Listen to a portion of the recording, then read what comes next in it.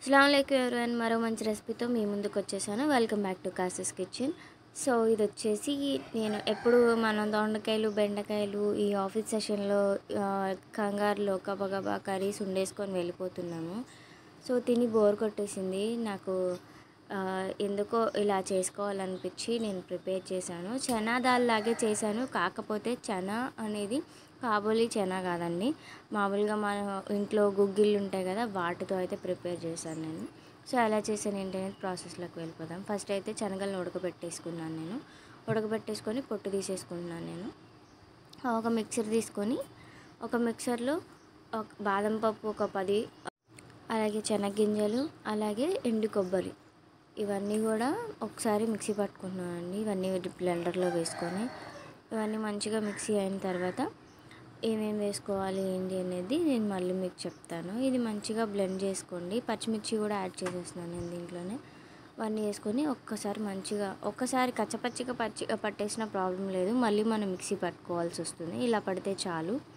దీంట్లో కొంచెం పెరుగు యాడ్ చేస్తున్నాను నేను ఇప్పుడు. పెరుగు మీ టేస్ట్ తగ్గట్టు యాడ్ చేసుకొని, పెరుగు వేస్తే పులుపు వస్తుందండి. పెరుగు తర్వాత దీంట్లో మన మసాలాలన్నీ యాడ్ చేసేసుకుందాం. అల్లం వెల్లుల్లిపాయ పేస్ట్, అట్లాగే కారము, దాంతోపాటు ఉప్పు, ధనియాల పొడి, గరం మసాలా అన్నీ అనేది దీంట్లోనే యాడ్ చేసేసుకోవాలండి.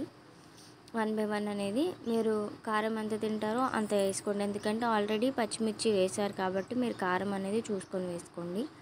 ఈ కారంతో పాటే ధనియాల పొడి, గరం మసాలా కూడా వేసేసుకుంటున్నాము. సో గరం మసాలా చూసి వేసుకోండి. ఎందుకంటే గరం మసాలా ఘాట్ అనేది తర్వాత తినేటప్పుడు తెలియకపోయినా తర్వాత తెలుస్తుంది. సో అందుకని చూసుకొని వేసుకోండి.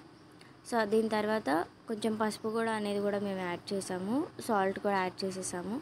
ఇవన్నీ వేసుకొని ఒక్కసారి మంచిగా మిక్సీ పట్టేసుకుందామండి. మళ్ళీ మిక్సీ పెట్టిన తర్వాత కొంచెం థిక్గా అనిపిస్తే కనుక మీరు వాటర్ అనేది యాడ్ చేసేసుకోవచ్చు.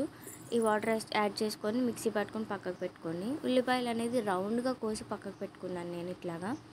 సో మీకు కావాల్సిన నచ్చిన షేప్లో కట్ చేసేసుకోవచ్చు.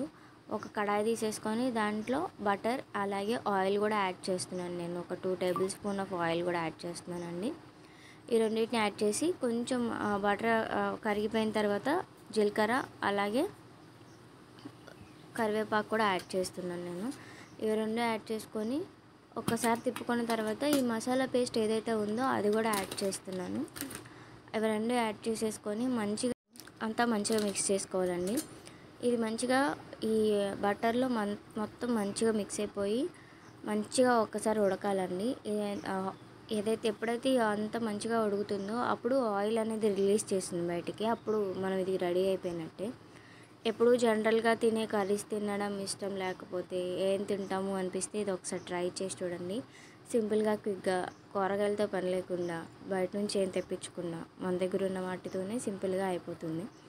దీంట్లో ఇప్పుడు కొంచెం గ్రేవీ కోసం వాటర్ అనేది యాడ్ చేసుకున్నాము. మీకు ఎంత వాటర్ కావాలనేది అంత యాడ్ చేసుకోవచ్చండి. సో మేము కొంచెం గ్రేవీగా తినాలి, కాకపోతే ఇదంతా కుక్ అయ్యేపాటికి ఇంకొంచెం థిక్ కన్సిస్టెన్సీ వచ్చేస్తుంది కాబట్టి మీకు ఇబ్బంది ఏమి ఉండదు. మీకు ఈ స్టేజ్లో ఉన్నప్పుడు కారం తగ్గినా సాల్ట్ తగ్గినా ఇంకేమన్నా తగ్గినా ఇప్పుడు యాడ్ చేసేసుకోండి. ఈ స్టేజ్లో ఉన్నప్పుడు మళ్ళీ ఉడికిన తర్వాత ఆ ఫ్లేవర్ అనేది పట్టదండి. చూస్తున్నారు కదా మరుగుతుంది. ఈ మరుగుతున్నప్పుడు ఇందులో చనా కూడా వేసేసుకుంటున్నాను, అలాగే ఉల్లిపాయలు కూడా వేసుకున్నాను నేను.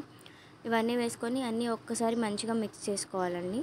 ఇవన్నీ మిక్స్ చేసుకొని లిడ్ పెట్టుకొని 1 నిమిషం పాటు కుక్ చేసుకోవాలి.